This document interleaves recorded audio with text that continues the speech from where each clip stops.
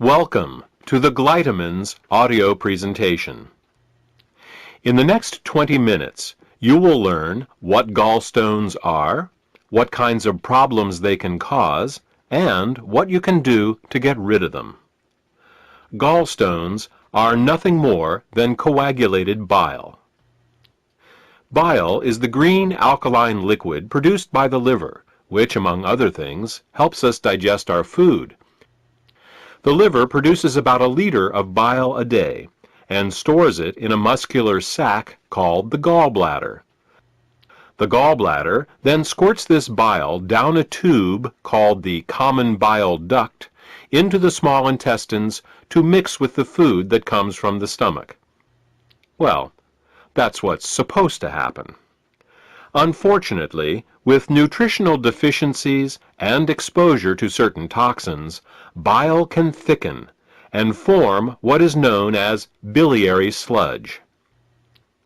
When this biliary sludge forms, it makes it very hard for the gallbladder to get the bile into the small intestines.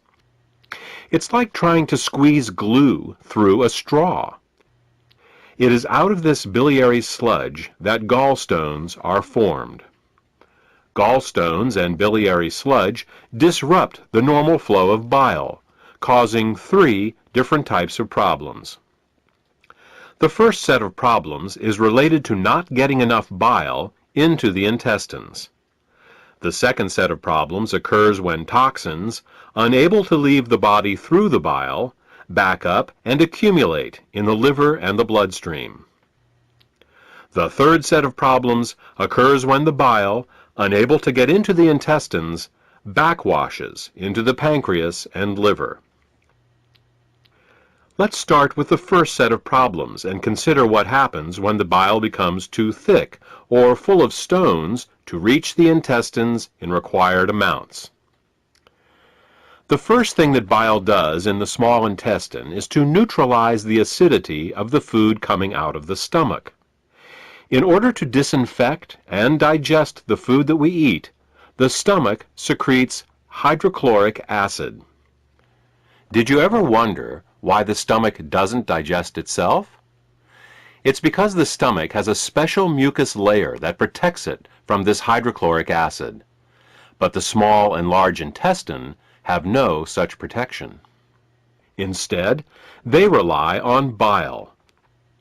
Bile is a very alkaline substance, and when it comes into contact with the acidic food from the stomach, the acids are neutralized. If bile can't get into the small intestine in required amounts due to biliary sludge and gallstones, then stomach acids in the food are never fully neutralized. They can cause acid burns along the entire length of the small and large intestines, all 30+ feet of them. We experience this as indigestion, heartburn, ulcers, and all manner of digestive complaints. In essence, we are digesting our own intestines. The next thing that bile does in the intestine is to emulsify the fats and oils in the food that we eat. Emulsification is the process by which fats and oils are made water-soluble. To understand emulsification, think of soap.